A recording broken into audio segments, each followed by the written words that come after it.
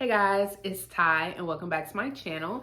So we are in the month of February, which also means we are in Black History Month. So I wanted to go ahead and recommend you guys some books by Black authors that I think you guys should check out. Now, I did do one of these videos last year where I recommended some books by Black authors, and one person, or at least one person that I remember, commented on that video and said that they wanted me to do another one.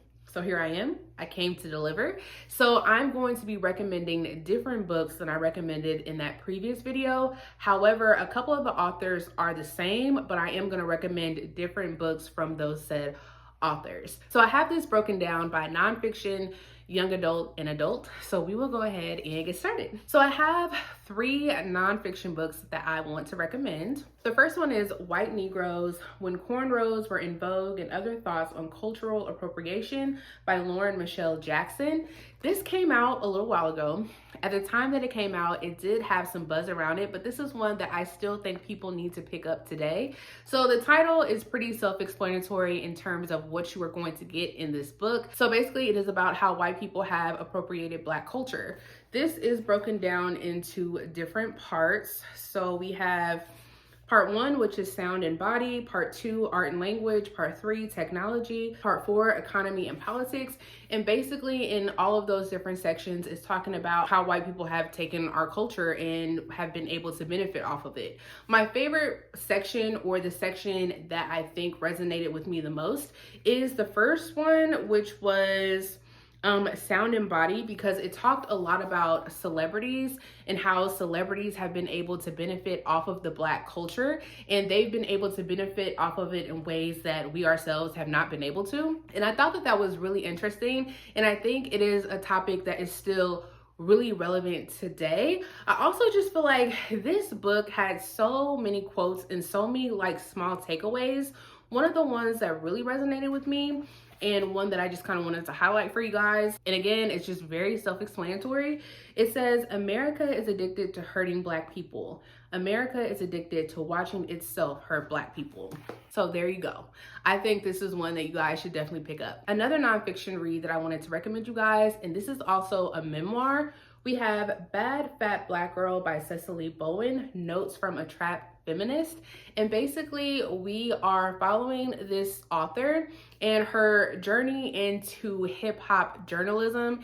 And this was a very entertaining and also relatable read. I had not heard of this person before I picked this up. Really, the only reason why I picked this up is because the cover is beautiful, but I was pleasantly surprised with how much this story, her story, resonated with me and how relatable it was. Basically, we're just following her life, and she goes through quite a few things. One of the things that really stands out to me, and which was actually a turning point in her life, was she used to steal a lot.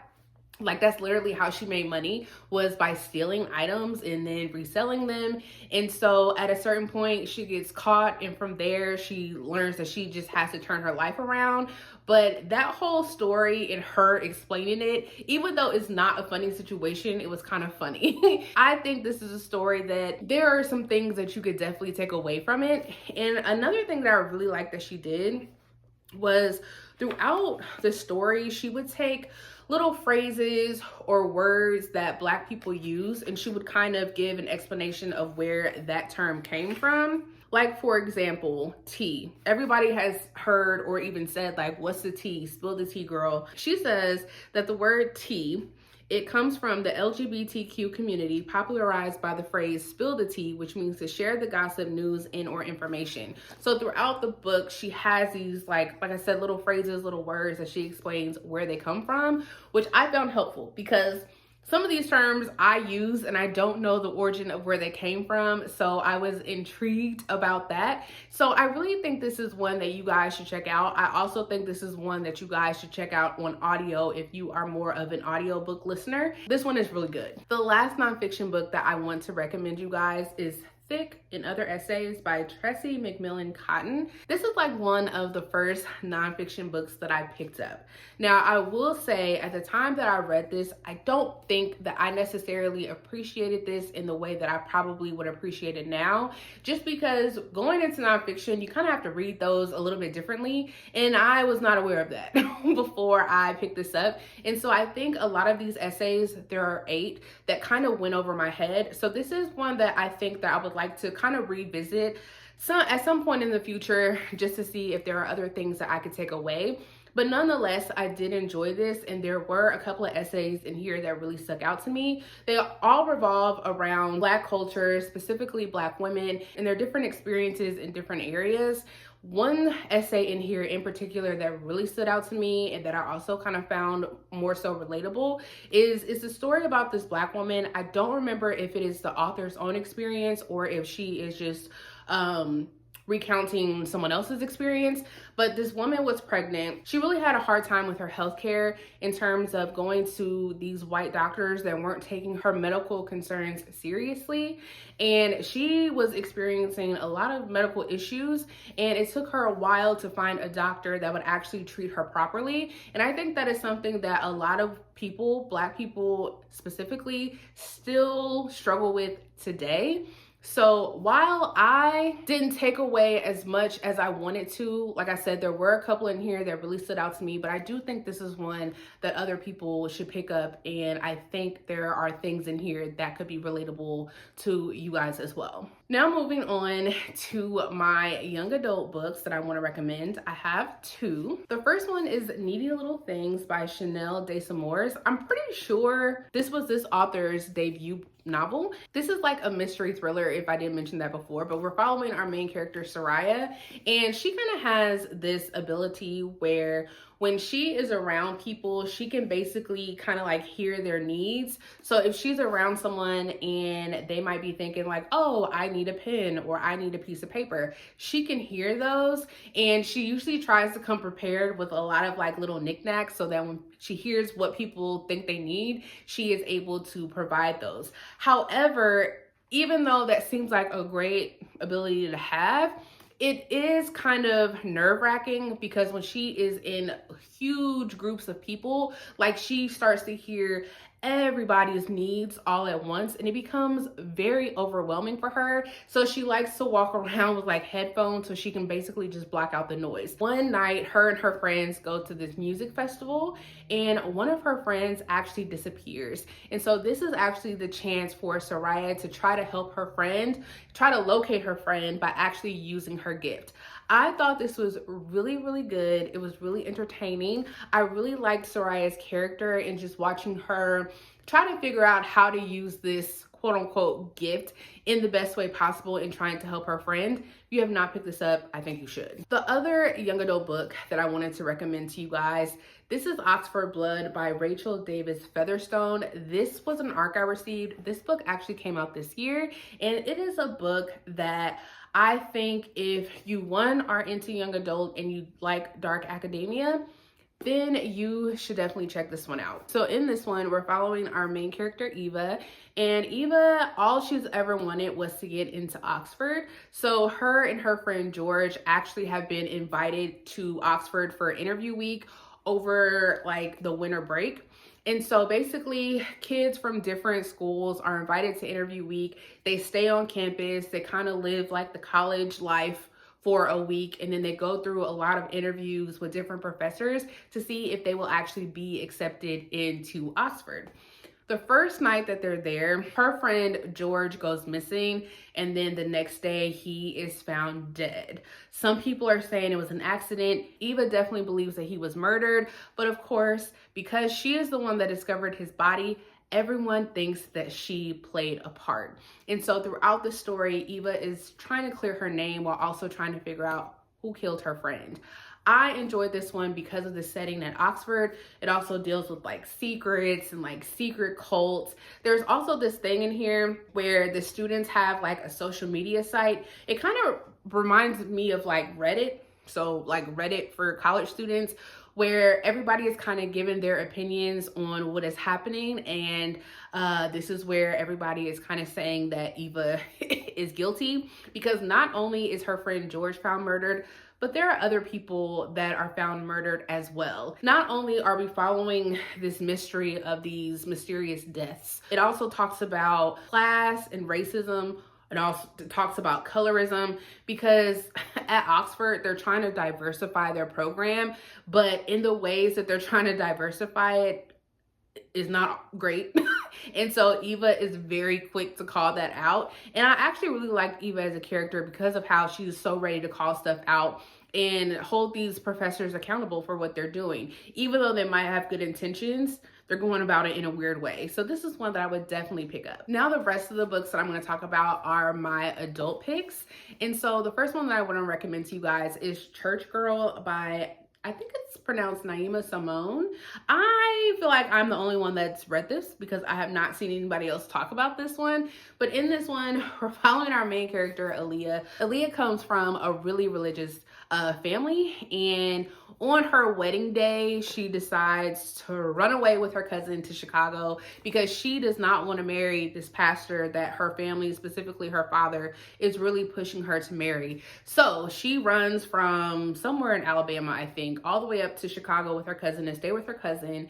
And she is wanting to start her own life and live it the way that she wants to. So basically now she needs a job, and she applies to be a nanny for this tattoo artist, Vaughn.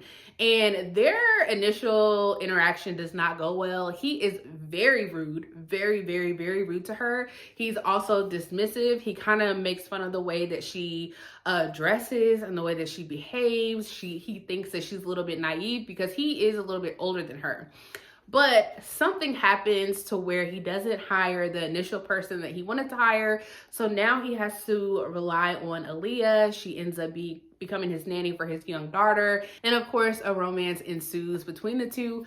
I had a fun time with this one. I really liked the side characters. I really liked Aaliyah and Vaughn, although Vaughn had to grow on me because of how rude he was. I was not feeling him in the beginning, but by the end, I think he is a character that will grow on you. If I'm not mistaken, there is going to be another book, like a companion story, following Aaliyah's cousin, which I am really interested in reading. But if you're into romance, I would say check this out. Next up, we have two thrillers that I would like to share with you guys. The first one is Whispers of the Lake by Shanora Williams. If you guys have been following me on this channel, you know I have just discovered Shanora Williams, and this was a great place to start. I think this came out last year, but this is, like I said, a thriller. And so in this one, we are following Rose. And Rose's best friend, or shall I say ex-best friend, has gone missing. And the ex-best friend's sister reached out to Rose and was like, hey, she's missing, I need help. And Rose is very, very reluctant to help because there is a reason why they are no longer friends. But she gives in and she decides that she's gonna help find her ex-best friend. She finds out where she was staying, the last place she was seen or heard from. She goes up to this lake, this cabin that her ex-best friend had rented. I don't even know what this ex-best friend's name is. Eve. Where Eve was staying. And she decides that she's gonna also stay there and see if she can find any clues into what happened to Eve. And so that's what she does. And the story just kind of takes off from there. This is a wild ride. There is some mess. There's a little bit of drama, especially when you find out why they're no longer friends. And you guys know I was here for that. I do think the ending of this was a little bit chaotic, but chaotic in a good way. It was very fast paced.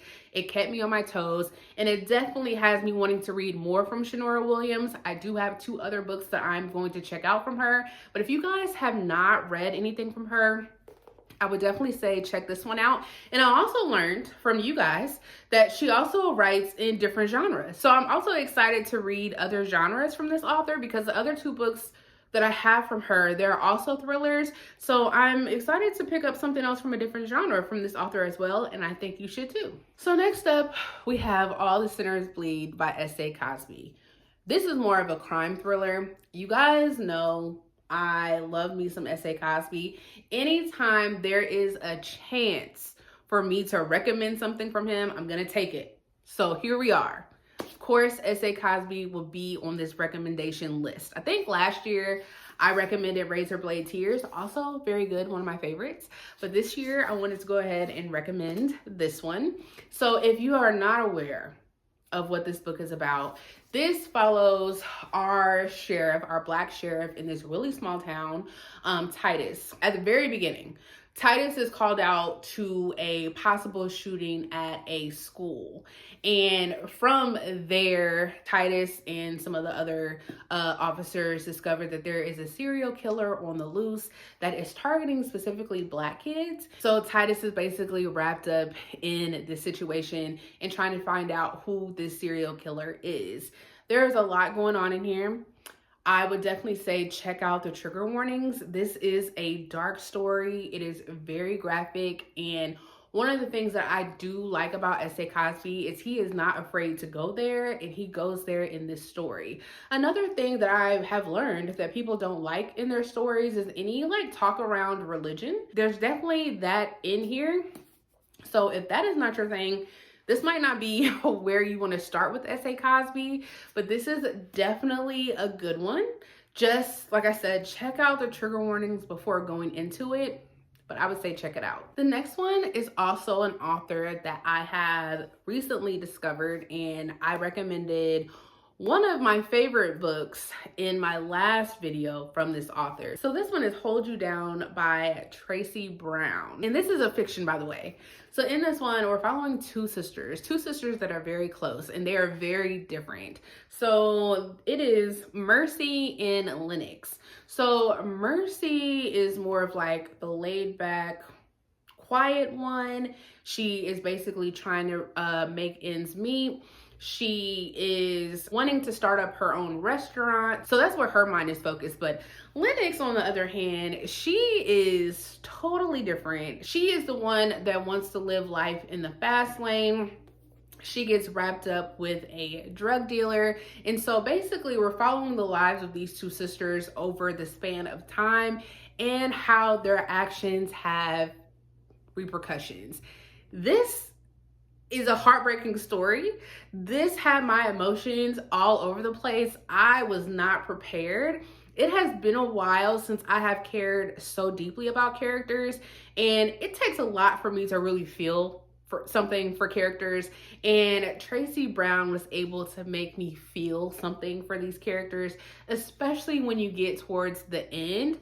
I really, really enjoyed this one. So the book that I recommended to you guys last year was Brooklyn, which ended up in my favorites of whatever year I read that book. I absolutely love that one. And so I was kind of nervous.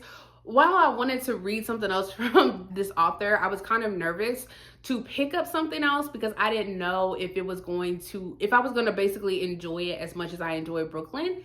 This one definitely lived up to my expectations. I do want to mention though that this author sadly passed away, and I believe they passed away in the middle of writing Brooklyn, and someone had to come in and help finish that story. So basically from this author, all you can do is read their backlist. And so if you guys have read anything else from them, please let me know what else I can pick up from this author. I picked this up because you guys told me to, and it did not disappoint. So I definitely wanted to recommend it to other people. But if you guys know another one that I should pick up from her, please let me know. The last fiction read that I want to recommend to you guys, and one that I don't really hear a lot of people talk about. I myself don't talk about this one as much as I should, but this is Don't Cry for Me by Daniel Black. And so this one is basically following a father and son and their relationship through letters.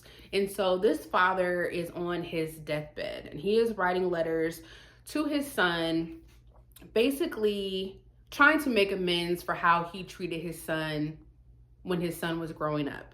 And what you learned very early on was that his son is gay.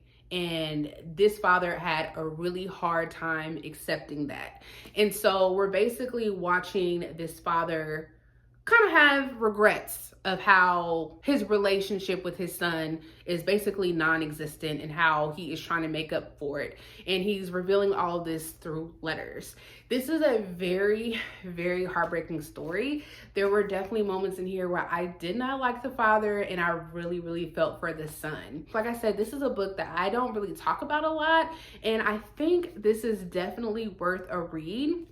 Now, this author came out with another book that I think is like a sequel to this or like a prequel. It's called Isaac's Son. I haven't picked that one up yet, but I really, really, really want to. But this one, I definitely want to recommend, and I just want to let you guys know it is a heavy story, it is a heartbreaking story, but it is definitely worth the read. So those are all of the books that I wanted to recommend to you guys.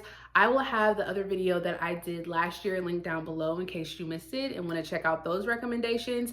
But if you guys have read any of these, please let me know your thoughts. If you guys have any other recommendations that you think me or other people will be interested in reading, especially for Black History Month, please leave those recommendations down below. But I will see you guys next time. Bye.